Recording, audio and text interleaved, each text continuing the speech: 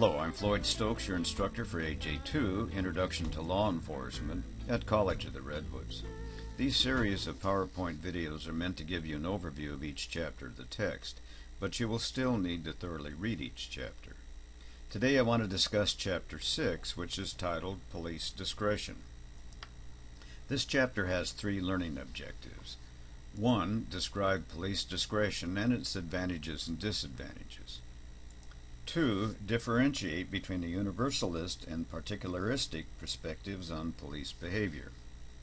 And 3. Describe the factors that affect police decision-making. To begin, let's look at police discretion and its advantages and disadvantages. The police decision-making process takes effect when the police officer makes a decision to arrest one particular suspect over another, or to issue a verbal or written warning, or to dole out harsh treatment to the violator, all of which are discretionary acts. In brief, the discretion process entails three fundamental decisions on the part of the officer. First of all, whether to get involved in the incident. Secondly, the manner in which to become involved in the incident. And then thirdly, selecting options to solve the problem. There are times when a police officer may choose to do nothing, even after a violation has been observed, generally for offenses of a less serious nature, as with the case of most traffic offenses and misdemeanors. This is the officer's prerogative. On the other hand, it is usually the policy of police agencies to require officers to make an arrest when a felony offense is involved. Another way to conceive of discretion is to consider the distinction between the letter of the law and the spirit of the law. A police officer who follows the letter of the law issues a citation for every infraction, no matter how minor, and arrests every criminal suspect for all manner of criminal activity. In contrast, an officer who follows the spirit of the law looks at what the law intends and realizes that, from time to time, arrests and citations may not meet with the law's intent. The reality of policing is that officers frequently must make decisions, and often the law and an officer's decision correspond, but not always. Indeed, as we will see shortly, the two can be completely at odds with one another. Officer discretion. The pros are that it promotes job satisfaction, promotes autonomy, is necessary for the criminal justice system to work efficiently, promotes realistic goals, and promotes humanitarian principles. The cons are that it has the potential for abuse, potential for corruption, potential for needless death or injury, for example, a no pursuit driving policy. It's possible for citizens' complaints of unequal treatment, and it's possible that litigation will happen when things go awry. Let's differentiate between a universalistic and particularistic perspectives. Universalistic perspective is the view that all police officers are similar and that they exhibit some of the same characteristics and behavior patterns. Police officers are selected and trained in a very unique environment. It is unlike that found in most any other occupation. Academy training indoctrinates recruits into the world of policing and teaches trainees to view others in a particular way, that is, with a measure of suspicion. The sociological perspective is also important from a demographic standpoint. To this day, the typical police officer is a white male. Women and minorities have made great strides in terms of gaining representation in the law enforcement profession, but they are not represented in the profession in accordance with their numbers in the population as a whole. Research reveals that female officers are socialized to adapt to a largely male-dominated work environment. In other words, traditional police training in the academy and on the job has encouraged female recruits to act in a masculine fashion. Does policing draw a particular personality type? If so, this is an example of how psychological factors may yield common bonds among police officers. There is surprisingly little research on what types of personalities are drawn to police work.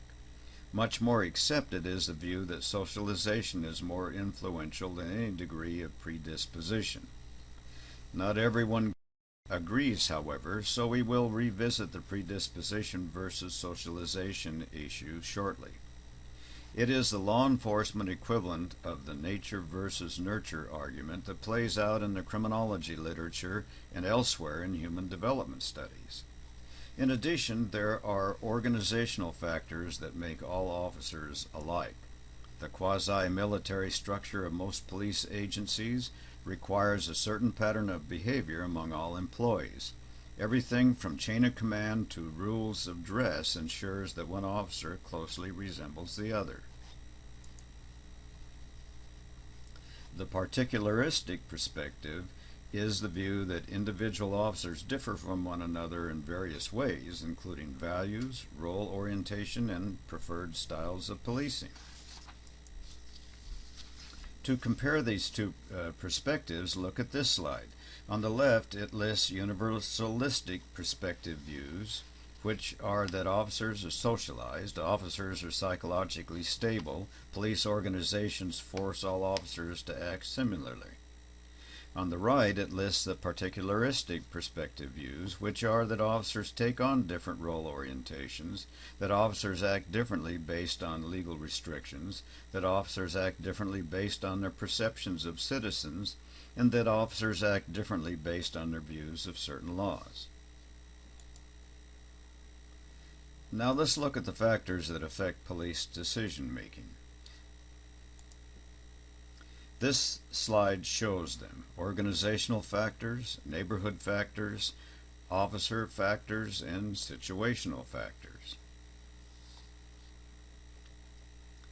Organizational factors include the bureaucratic structure. The typical police department adheres to a fairly rigid bureaucratic model of administration. This is done primarily to guide employee behavior and to direct and control it. Part of this is accomplished through written policies. Policy manuals seek to control police decision-making, such as the pursuit or arrest decisions. Several researchers have criticized the bureaucratic control principle. Proponents of the community policing movement suggest that there may be a better way to run police departments, such as by decentralizing them and giving line officers more latitude in their decision-making. More than one researcher has argued, for instance, that written policy manuals do little to affect the quality of police service. An officer's beat can also influence his or her behavior. In general, the larger the patrol beat, the more impersonal the relationship will be between officer and citizen. In contrast, officers who patrol relatively smaller areas, such as small towns, tend to adopt more of a service orientation in their daily activities. This does not mean, however, that all small areas will see a service style of policing. Some officers work dangerous beats in high-crime downtown areas on bicycle or on foot. In these places, an enforcement stance may prevail over a service orientation. Somewhat related to this is the finding that officers in larger departments are less prone to making arrests for drunk driving than their counterparts in smaller agencies. Neighborhood factors include racial composition and heterogeneity. Several researchers have looked at neighborhood racial composition and its effect on police decision-making. Findings reveal a greater demand for police services in minority-dominated neighborhoods. This, some have argued, has been due to a greater number of incidents, as well as a belief in the appropriateness of calling the police. Neighborhood factors also include socioeconomic status. Minority-dominated neighborhoods also tend to be comparatively less well off. Numerous studies back this up and also show that police tend to make more arrests in poorer areas. Interestingly enough, research also reveals that the police are more likely to listen to a request for arrest in wealthier neighborhoods.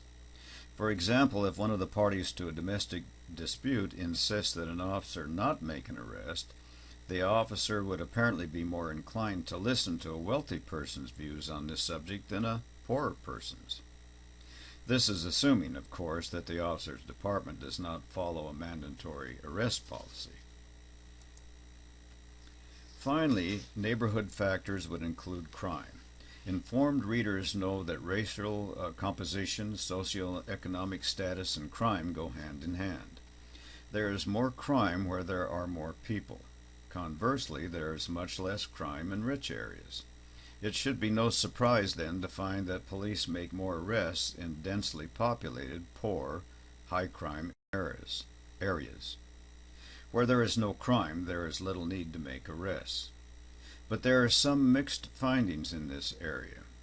For example, at least one author of a research paper has argued that where crime is common, this may stretch police resources, forcing them to respond less vigorously than they otherwise would. At the least, extensive research reveals that neighborhood crime rates can influence officer attitudes. Situational factors include scene and suspects. Whether an officer arrives at a scene on his or her initiative or as a result of a call for service is the first important factor in determining how the officer will act. As might be expected, if someone calls the police, it generally means that the person wants officers there. In contrast, if officers initiate contact with people on their own, such as by engaging in preventative patrol, the contacts can be somewhat more antagonistic. Moreover, police are more likely to make arrests and treat people harshly in the second situation. And situational factors include relationships between parties. The evening news makes it appear as though most crime is violent and that it occurs between strangers. Neither is correct. Most crime is nonviolent, and much of it occurs between people who know each other to some extent. When thinking about police decision-making, it is also important to consider the relationship between both parties to the incident, victims and offenders. If two people know each other, does it always make sense to arrest one of the parties when perhaps the matter could be settled informally? The answer is often no. Several studies reveal that as relational distance between the parties increases, arrest is more likely. Research also reveals that when the victim prefers that no arrest be made, officers are often influenced by such sentiments. Offense seriousness has also to be considered. For obvious reasons, the seriousness of the offense will bear significantly on officer behavior. A serious crime, such as a homicide, will surely result in an arrest if a suspect is identified and located. Minor offenses and infractions are more often dealt with informally, perhaps with just a warning. An interesting question has arisen in this context, however. Do police officers make more arrests in cases of serious crime simply because the crime is serious, or is something else at work? The answer lies in what constitutes proper legal justification, or probable cause, to make an arrest. Probable cause is more likely to be present in cases of serious crime, especially violent crime, because there may be signs of physical injury, a weapon that can be located, witness accounts, and so forth. In contrast, minor offenses like shoplifting, a trivial amount of merchandise, may be difficult to prove, thus making it harder for an officer to justify an arrest. Location. Consider this hypothetical scenario. An officer stops a motorist for drunk driving.